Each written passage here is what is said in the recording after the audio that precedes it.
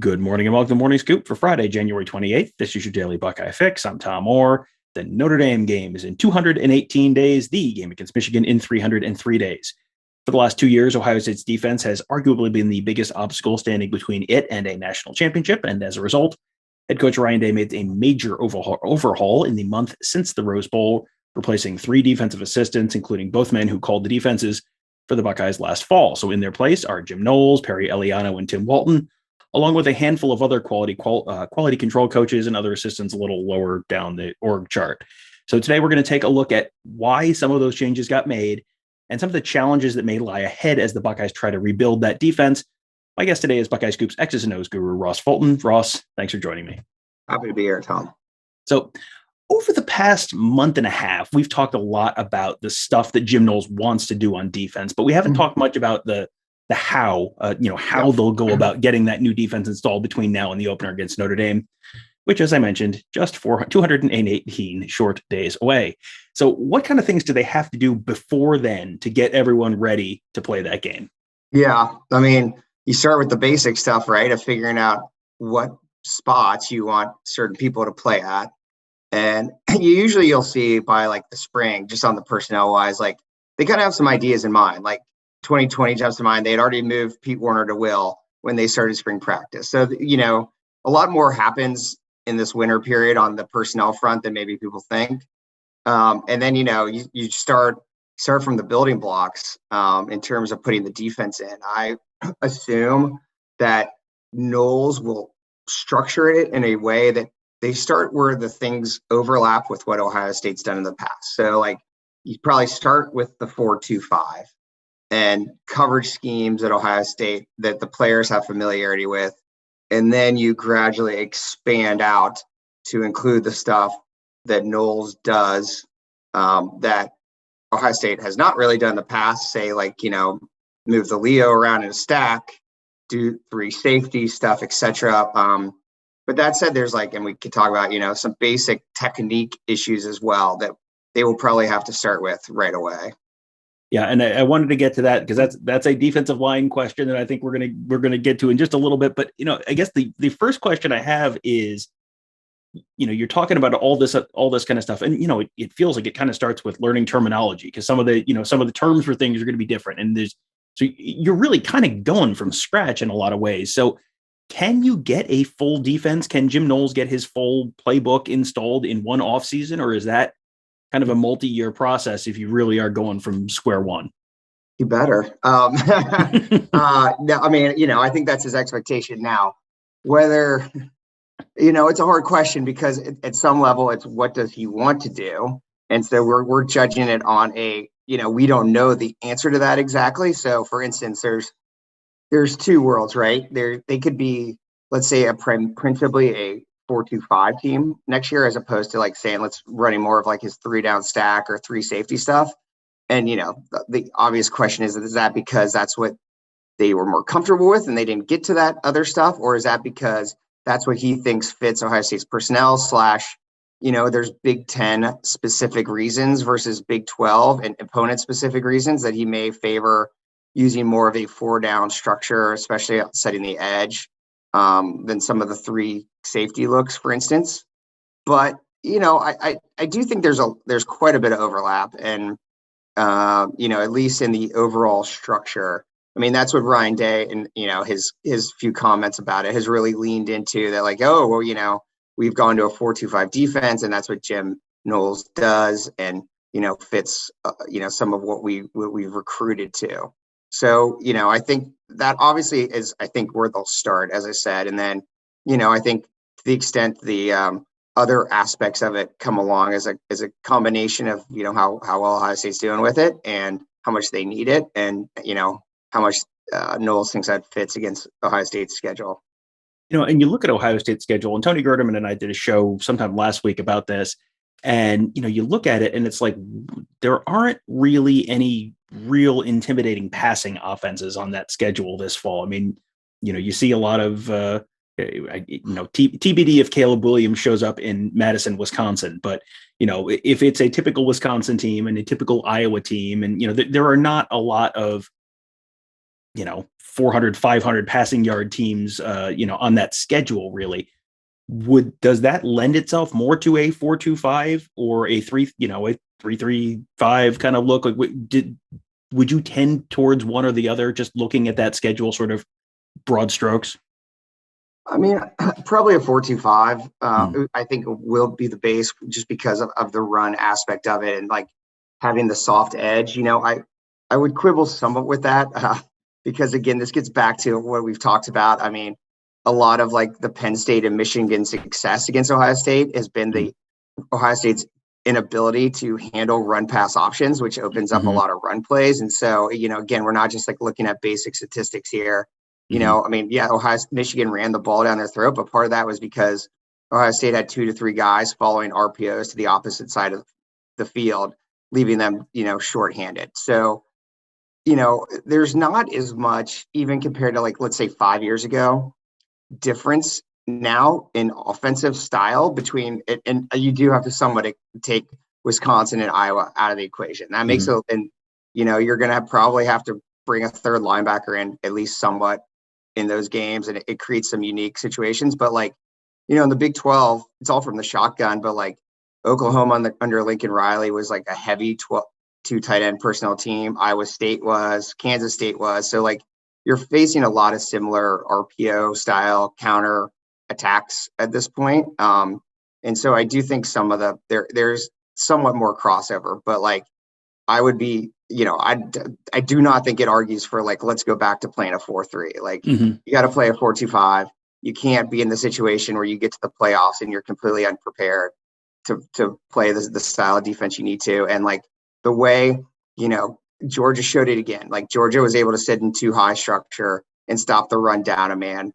And like you in modern football, you have to take away the pass first because that's where you create explosive plays, and then you fill and you do things to stop the run. And again, this gets into techniques, but you can't leave yourself. The Ohio State, Ryan Day's original idea of like we're going to gap out up front and play single high. It's the opposite way of where, at least in college, teams have been going. So, what they've been doing on defense, you kind of touched on this earlier, and I wanted to kind of circle back to it.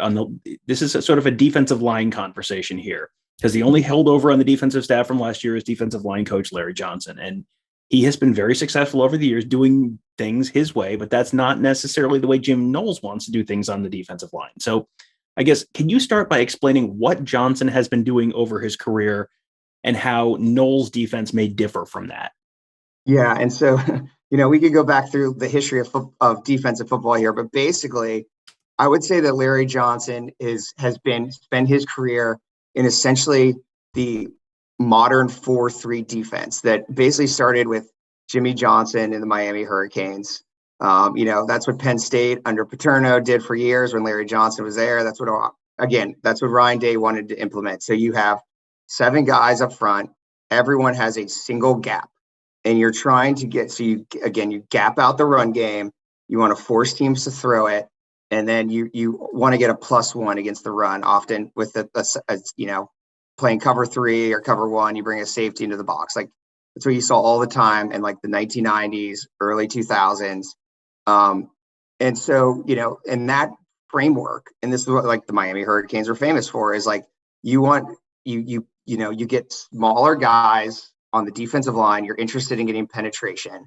And so, like what we've seen a lot from Ohio State is like when they had Chase Young, it was great. Like you're counting on those guys to like win their gap and play the pass, play the run, and free up the linebackers. Now, Knowles again is more modern, for lack of a better term, at least modern in the sense of like the way that college football has been going. So again, he's not going to have every defensive lineman take a gap per se. Instead, you're going to like look like you're down a gap. This is what Michigan did this year under Mike Macdonald too. And it, worked very well against Ohio State. Like you look like you're down a gap, but like you're going to have your defensive line sometimes play a gap and a half based on like what they see. So like, if you see zone action, like let's say the offensive lineman blocks down, maybe that like defensive end is lined up outside the guard, but like at that action, he's going to shoot down hard and try to get into the B gap.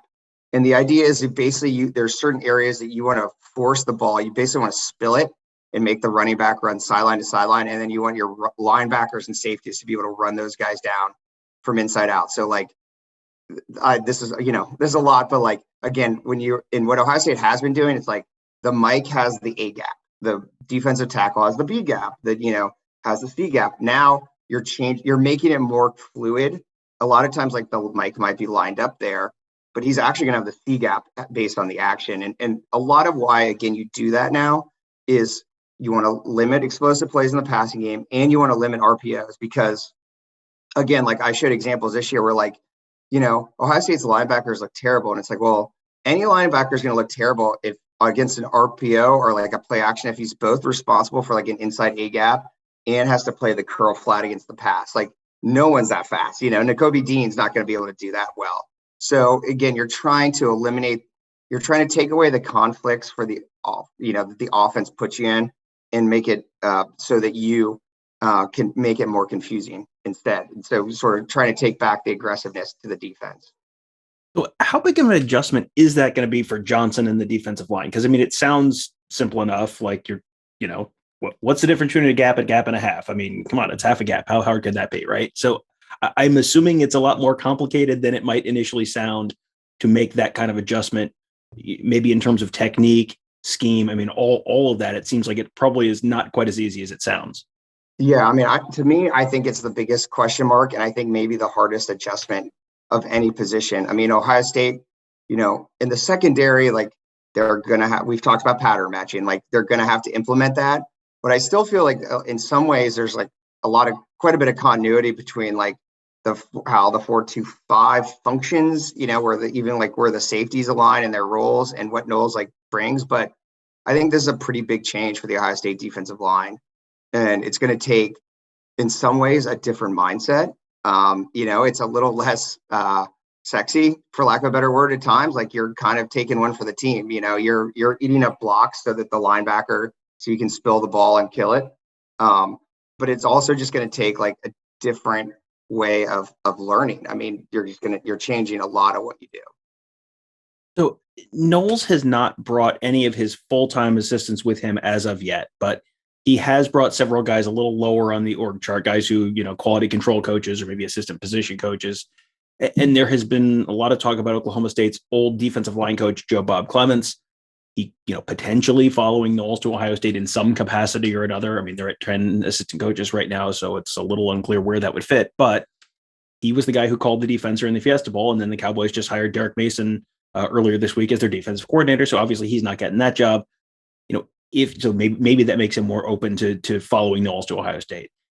How could having those guys who are maybe more familiar with that Knowles system, how could that help with the transition that Ohio State's kind of about to go through? Yeah, a lot. I mean, and I think like you both have people who are familiar with the scheme between the Oklahoma State guys and from the guy from Duke. Mm-hmm. I mean, so you have a lot of people who have coached under Knowles. So they, to your point about the terminology, like the terminology is not going to be new to them.